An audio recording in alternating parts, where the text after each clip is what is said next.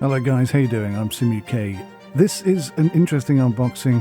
We've got some brand new train simulators coming into our path in the next couple of months, and I'm really excited about it.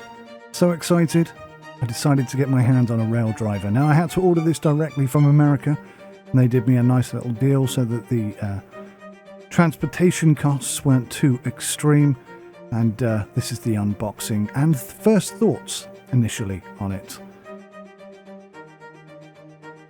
So you can see here that the RailDriver itself is very well packaged. This has been neatly designed to fit into this box, and a few stickers there that we're going to put on in a little bit.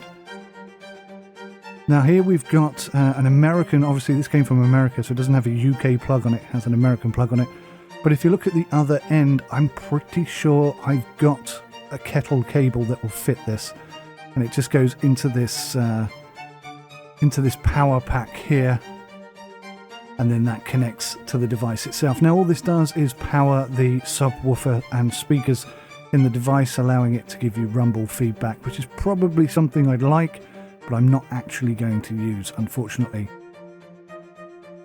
Now I did have a little trouble getting it out because the cabling sort of twisted itself through into the back of the cardboard protective casing. But a little bit of tweaking and wiggling is all it takes to get it loose. No problems there whatsoever. So this thing slides out pretty easily once you've got the cables untangled, and it's quite weighty. I was told it would be quite weighty, but I didn't think it would be this weighty. And in addition to the weight, it's also quite a bit smaller than I anticipated. So yeah, quite interesting combination of first initial thoughts there. Each of the levers feels very smooth in their action, but a little bit plasticky. I was kind of hoping that the levers would be a little bit bigger. This horn switch here is very, very loose, and I'm concerned it may break. All of the buttons feel okay, but some of them are a little bit spongy, I have to say.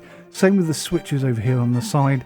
They don't really feel as crisp and as tight as some other devices that I have. Now the buttons at the front give you, again, quite a vast array of button options, but they do feel quite spongy. And the only way I can really explain how some of these buttons feel is that some of them are out of position. So some of them press in very nicely, and some of them press in at a bit of an angle, a very slight angle, but it just makes them feel different to all the other buttons. Effectively, they all work in-game, and there's no real problem with them, but they don't feel premium, I think is the word. And the same thing for the levers here. I mean, you can see I'm operating them with my fingertips. They do feel like a child's toy. They're very small and very plasticky, and they're fairly robust, and they've got quite a lot of functionality to them, but on first thoughts, it does feel delicate, I think is the right word, which is a little concerning considering the price. Still, the detents on the direction shifter here is absolutely brilliant. This is the kind of detent I have wanted to see in my flight sim rigs for a very long time. So they haven't got it all wrong. Just this thing here, I think this is one that I might catch my hand on quite a lot, and I'm worried it might snap off. I nearly bought one of these second hand and they had that piece broken, and I just feel like it is the most delicate piece on the entire board. So that's something that I'm going to have to keep an eye on.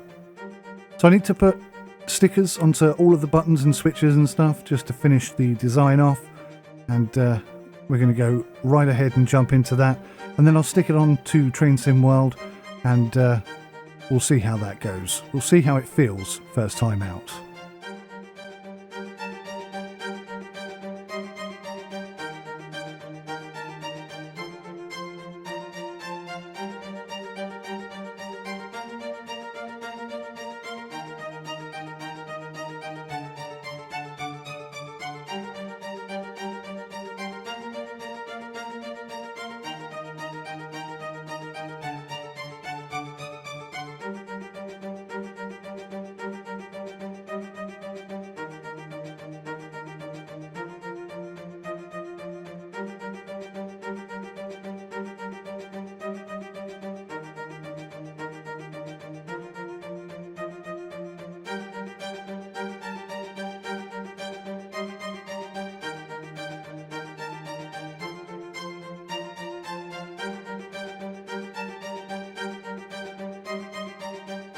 So inside of the pamphlet, inside of the manual, the paper pullout, there is a description for where each of these stickers go.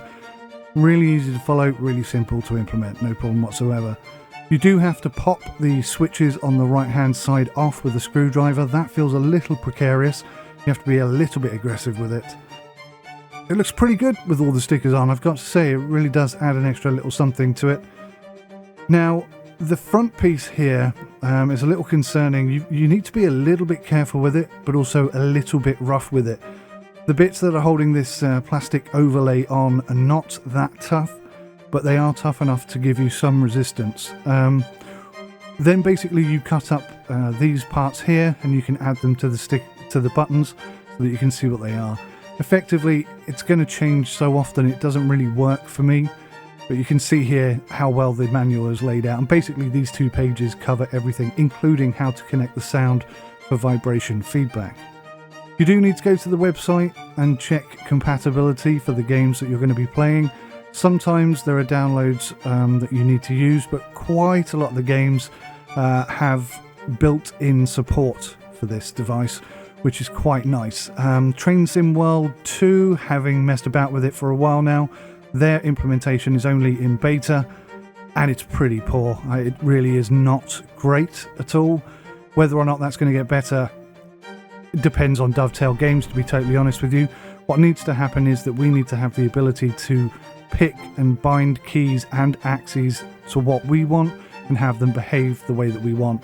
But the way that Dovetail Games has gone about it, like they always do, is they dictate what everything does, and you just have to rebind everything and constantly switch your buttons around according to what they dictate to you.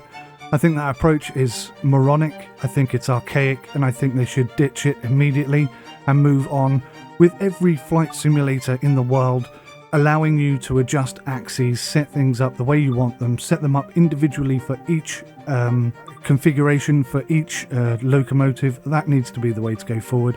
If I want to reverse the axes, I should be allowed to do that, but unfortunately the way Dovetail Games are doing it is just wrong, and I don't know who their architectural director is, but he needs, or she needs, to be removed or spoken to or something, because these decisions are very, very old. This is how things were done in the 80s. It doesn't work in 2021, so that's a little frustrating. I am, however, going to go test it out in a whole bunch of other games. Tram Sim is one I'd like to see working with this, but unfortunately it doesn't. So there are a lot of games that would be great for this device that possibly won't support it. So it's difficult. This is a first look review, so everything that I've said so far is just instinctive knee-jerk reaction. But I will be looking in more detail and coming back with a full review soon. Thanks for watching, guys. Bye for now. Handbrake's released. Why are we not going? What am I doing wrong here?